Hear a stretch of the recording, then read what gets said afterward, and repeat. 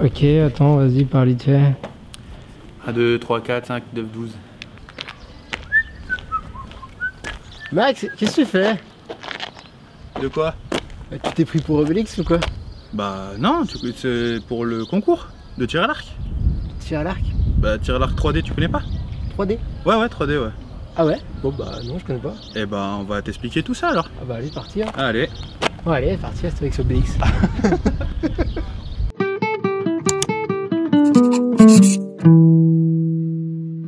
Salut à tous, c'est Max. Salut à tous, c'est Alex.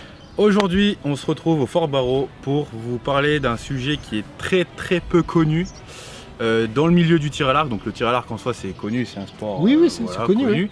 Mais là, on va vous parler d'une certaine discipline qui s'appelle le tir à l'arc 3D. Alors, on va parler un petit peu d'histoire. Le Fort Barreau est quand même plutôt connu au-dessus de la commune de Pontcharrat. On est sur un fort construit en 1597 par les ducs de Savoie. Son emplacement très stratégique n'est pas un hasard. Il est posé sur les hauteurs de Pontcharrat, où l'on peut voir la vallée de Tarentaise tout au bout, on peut voir la vallée du Grésivaudan avec Grenoble au bout, et on peut voir au fond Chambéry. C'était vraiment le but de défendre les lignes savoyardes contre une invasion italienne. Le fort est d'ailleurs classé monument historique depuis 1990, ce qui fait de lui un des grands monuments à visiter lors de votre passage dans la vallée du Grésivaudan. Alors du coup, on a compris, accès 3D. Donc 3D, c'est ce qui se passe aujourd'hui. Ouais. Qu'est-ce que c'est la 3D? Alors, le tir 3D, pour faire simple, parce que je vais pas rentrer dans les détails de ouf, parce que sinon on en a pour 3 jours. Je pense que même les arbitres, ils n'arriveraient pas à dire tout ce qu'il y a dans le règlement. Mais voilà, pour faire simple, le tir à l'arc 3D, c'est on va tirer. Donc déjà, c'est un parcours qui se fait en randonnée dans la montagne, ou dans un fort, ou dans des plaines, ou dans des champs. D'accord.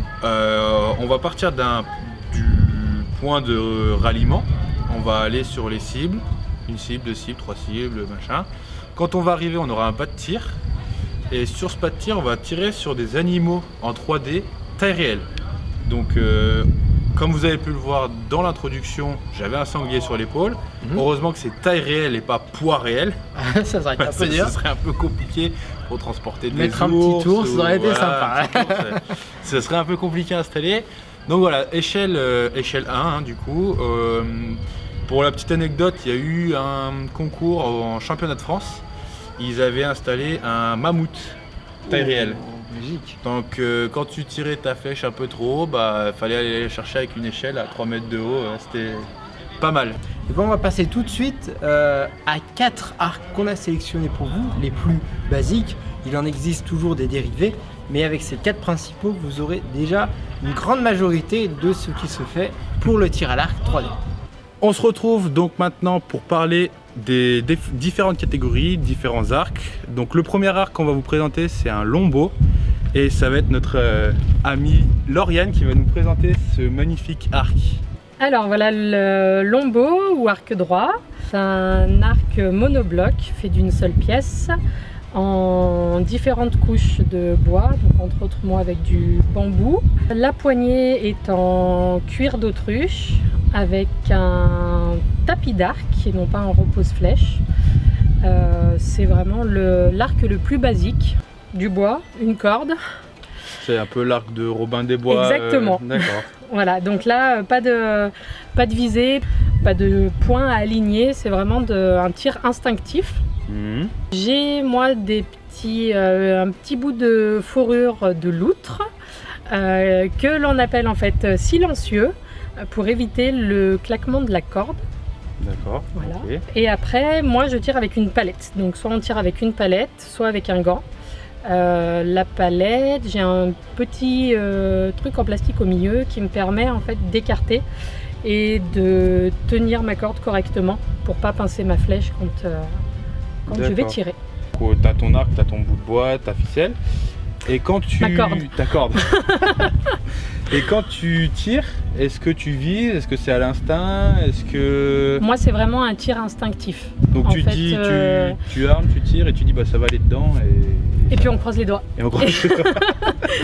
Ouais, donc vraiment, ouais, quand j'arme, je prends un point de repère, ouais. Je regarde, voilà. Et après, en fait, on va dire que c'est avec l'entraînement où le bras, l'épaule, tout vient se placer comme il faut. Et après, on croise les doigts, un peu de chance, surtout avec moi. Et voilà. Après, il y a des bons archers qui s'entraînent et qui y arrivent beaucoup mieux. Ok. Et bah du coup, tu vas nous montrer tout ça? Allez.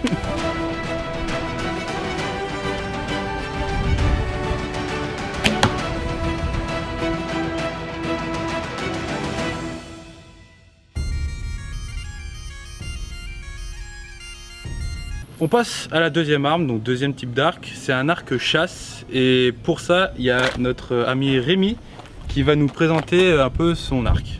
Bonjour.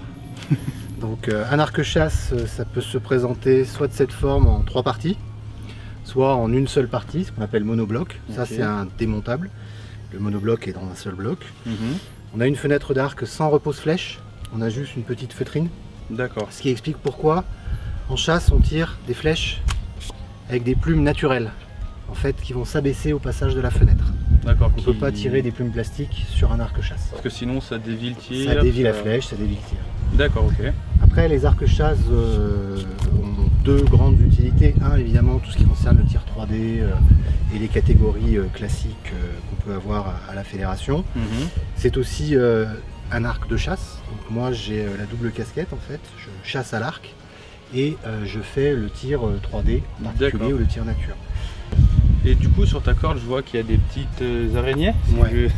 Alors la marque de cet arc c'est un arc américain qui est la marque Black Widow.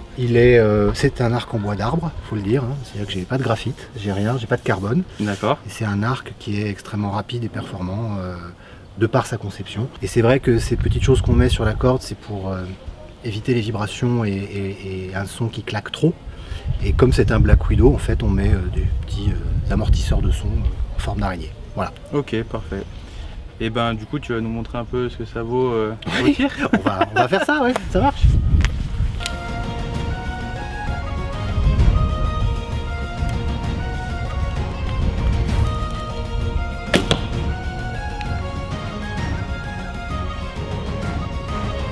On se retrouve pour la troisième présentation de l'arc, de la troisième catégorie qu'on a choisie. C'est le barbeau. Et pour ça, notre ami François va nous expliquer un peu les caractéristiques de cet arc. Voilà, donc l'arc barbeau, dire barbeau, ça veut dire qu'on promène les mains sur la corde suivant les distances qu'on aura un peu étalonnées au départ. Nous avons une poignée ici, des contrepoids qui permettent de maintenir l'arc droit et 2 branches de chaque côté démontables. C'est un arc, on pourrait dire, qui ressemble un petit peu à la discipline olympique sans les grands stabilisateurs à l'avant. Nous avons des flèches carbone, c'est la très grande majorité des flèches, 95% des gens ont ça. Des plumes, l'encoche et bien sûr la pointe. Donc tout à fait classique. Pour poser la flèche, donc, nous avons une petite zone où l'encoche rentre sur la corde entre 2 petits points, qu'on appelle des noxettes, et le repose-flèche ici. Et derrière, on appelle, bon, un terme toujours anglais, le berger button, qui permet de stabiliser un peu, ça fait un système de ressort et d'amortir la flexibilité de la flèche en sortie de l'arc. Alors sur les autres arcs qu'on a vu juste avant, donc le longbow et le chasse, eux ils avaient un petit silencieux sur la corde. Est-ce que pour le barbeau il n'y en a pas forcément l'utilité? Le silencieux sur le corps, non, sur le barbeau il n'y en a pas. D'accord. Il n'y a pas besoin d'avoir de choses comme ça. On peut avoir des petites variantes sur les poids, là il y en a des intégrés aussi. Ils peuvent être ajoutés puisqu'ils sont démontables. La poignée peut avoir des formes aussi, cette partie ici qui est en bois, pour d'autres elle est en plastique, elle peut avoir des formes plus ou moins différentes. C'est un petit peu suivant la position de la taille de la main et la position qu'on peut avoir dans la poignée. Alors du coup on a vu sur les autres arcs qu'il y avait des branches spécifiques en bois. Est-ce que là c'est en bois ou c'est en autre matière? Alors majoritairement c'est une bonne partie en carbone qui donne une élasticité encore meilleure que le bois. Et puis il y a de la fibre de verre. Il peut parfois avoir aussi quand même une légère bande de bois à l'intérieur, mais c'est de moins en moins, ça existe de moins en moins.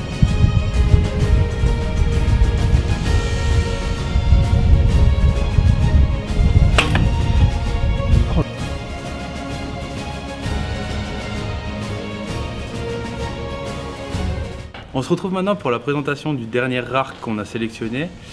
C'est l'arc à poulie viseur dit tir libre dans la catégorie du concours.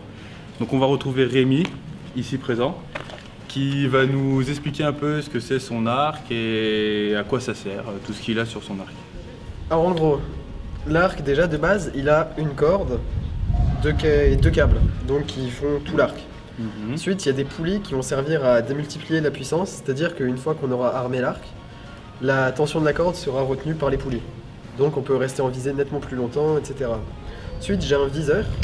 Donc à l'intérieur de ce viseur, il y a quelque chose qui s'appelle un scope, donc qui possède une lentille qui va zoomer avec une fibre optique. Donc ensuite, je possède deux stabilisateurs, un qui est devant et un stabilisateur latéral, qui vont permettre d'être plus stable quand je vise, et également d'absorber les vibrations de l'arc quand je vais tirer ma flèche. Ok. Alors du coup, j'ai remarqué sur ta corde, par rapport aux deux autres arcs qu'on a présentés avant, il y a un petit bout de ficelle là, et il y a une espèce de visette, ou je sais pas ce que c'est. À quoi ça te sert? Alors, ça s'appelle un déloupe. Donc c'est une simple corde qui est faite avec deux nœuds. En fin de compte, pour armer mon arc, au lieu d'avoir comme tout le monde de l'armer avec mes mains ou quoi, je vais accrocher une sorte de crochet qui va lâcher la corde avec la traction. Donc c'est pour avoir une libération mécanique qui sera bien plus performante qu'une libération manuelle. Ok. Ensuite, ça s'appelle bien une visette, c'est exactement comme tu as dit. Ah bien, nickel. Une fois que j'aurai armé mon arc, ça sera aligné avec mon œil, mon viseur et ma cible. D'accord, donc c'est pour c'est être ce qui plus permet d'avoir un précis, alignement on sait, nickel, ouais. D'accord. Du coup, j'ai remarqué sur ta flèche, le tube de la flèche, il est plus gros que la flèche du barbeau. Oui. Est-ce que c'est une raison spéciale ou pas? Alors, déjà, ça permet à la flèche d'être un peu plus solide. Et en plus, le fait qu'elle ait un diamètre plus gros, ça me permet de pouvoir éventuellement accrocher plus de points sur une cible. D'accord, ok. Du coup, c'est bien beau tout ça, mais il va peut-être falloir que tu nous montres un peu ce que tu vaux sur les cibles en mousse. Ouais, bien sûr. Allez, c'est parti.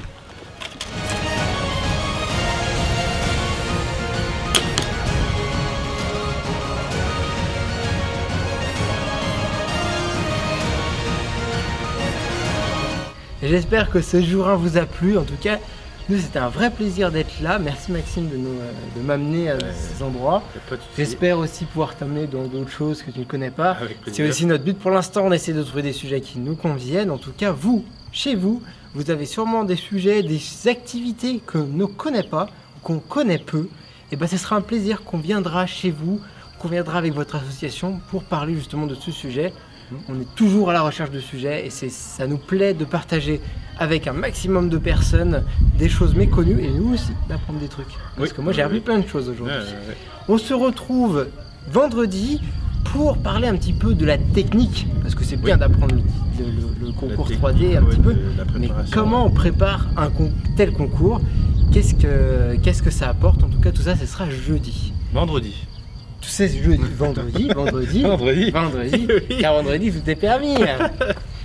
Il reste plus qu'une chose à vous dire. Abonnez-vous, pouce bleu, commentaire, comme on les aime. Et ciao. Bisous. Bye. À vendredi. À vendredi. À vendredi. À vendredi. À vendredi.